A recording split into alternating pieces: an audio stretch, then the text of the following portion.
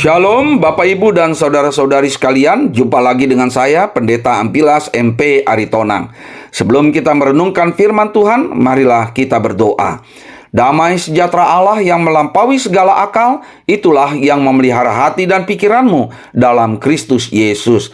Amin. Nas Alkitab yang ditetapkan menurut almanak gereja kita tertulis dalam Zakaria 14 ayat 9. Maka Tuhan akan menjadi raja atas seluruh bumi. Pada waktu itu Tuhan adalah satu-satunya dan namanya satu-satunya. Tema Tuhan adalah satu-satunya. Bapak, Ibu, dan saudara-saudari sekalian yang dikasihi Tuhan Yesus, kalau kita mendengar seorang ibu berkata bahwa anak satu-satunya yang disayangi telah menjadi seorang sarjana, maka kita dapat mengerti bahwa anaknya cuma satu. Tidak ada yang lain yang telah menjadi seorang sarjana. Juga ketika kita tahu bahwa barang tertentu tidak ada duanya, maka kita dapat mengerti bahwa barang itu cuma satu.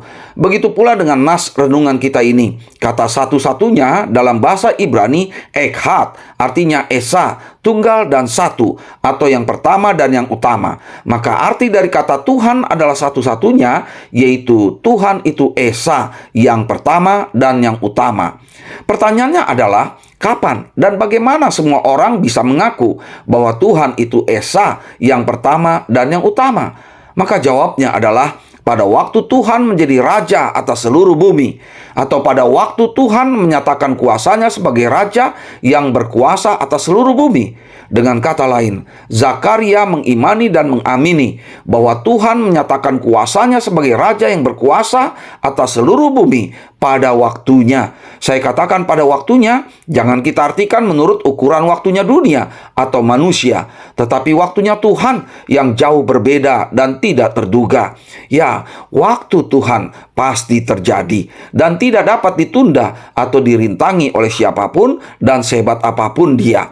Tetapi untuk mengakui bahwa Tuhan adalah satu-satunya, justru dapat dimulai oleh orang-orang percaya pada setiap waktu dalam berbagai sikap dan perbuatan baik, pikiran dan perasaan yang baik, bahasa dan budaya yang baik, secara konvensional maupun inkonvensional. Tuhan adalah satu-satunya, tidak ada duanya, atau tidak ada yang lain. Titik. Apalagi kita tahu bahwa ketika Tuhan menyatakan kuasanya sebagai raja dari segala raja dan tuan dari segala tuan, maka kita percaya bahwa tidak ada seorang pun yang dapat melawan Tuhan, menolak Tuhan, menyangkal Tuhan, menghindari Tuhan, dan melupakan Tuhan. Malaikat-malaikat tidak berani, iblis pun takut dan binasa. Nas renungan kita ini adalah sebagian dari nubuat-nubuat Nabi Zakaria tentang hari kedatangan Tuhan yang mulai diragukan oleh bangsa Israel. Padahal mereka telah berhasil membangun bait suci sebagai lambang kehadiran Tuhan. Mereka menyangka bahwa mereka dapat memaksa atau menuntut kehadiran Tuhan pada waktu itu juga.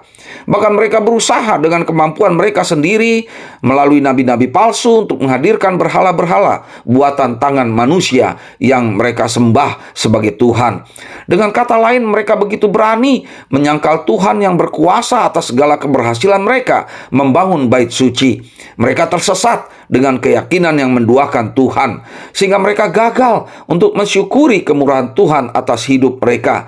Demikianlah sampai saat ini, Bapak, Ibu, dan saudara-saudari sekalian, masih banyak di antara kita yang gagal bersyukur dan berterima kasih atas kemurahan Tuhan hanya karena kebekuan dan kekeluhan lidah kita untuk mengaku Tuhan adalah satu-satunya.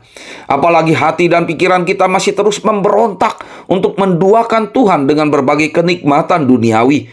Kita masih keras hati dan keras kepala dengan menolak fakta bahwa Tuhanlah satu-satunya raja yang berkuasa atas hidup kita dan Tuhan yang empunya kehidupan kita.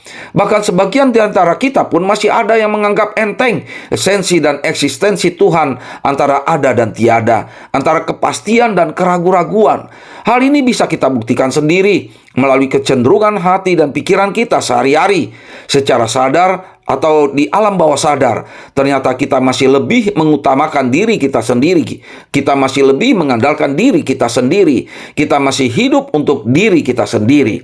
Kita bisa buktikan melalui sikap dan tindakan kita sendiri yang lebih cenderung melawan perintah Tuhan, berbuat dosa dan kejahatan dengan berbagai alasan untuk membenarkan diri kita sendiri. Karena itu bertobatlah, ingatlah dan sadarlah bahwa Tuhan adalah satu-satunya Tuhan yang baik dan yang telah mengorbankan anaknya yang tunggal, yang menderita sengsara dan mati di kayu salib, hanya untuk menyatakan kemurahannya kepada kita. Amin, kita berdoa. Ya Tuhan Allah yang Maha Esa, Engkaulah Raja dan Tuhan atas hidup kami. Kuasailah kami untuk tetap setia dan percaya kepadamu di dalam Yesus Kristus Tuhan kami. Bapa kami yang di sorga, dikuduskanlah namamu. Datanglah kerajaanmu, jadilah kehendakmu di bumi seperti di sorga. Berikanlah kami pada hari ini makanan kami yang secukupnya. Dan ampunilah kami akan kesalahan kami, seperti kami juga mengampuni orang yang bersalah kepada kami. Dan janganlah membawa kami ke dalam pencobaan, tetapi lepaskanlah kami daripada yang jahat, karena Engkaulah yang punya kerajaan dan kekuasaan dan kemuliaan sampai selama-lamanya.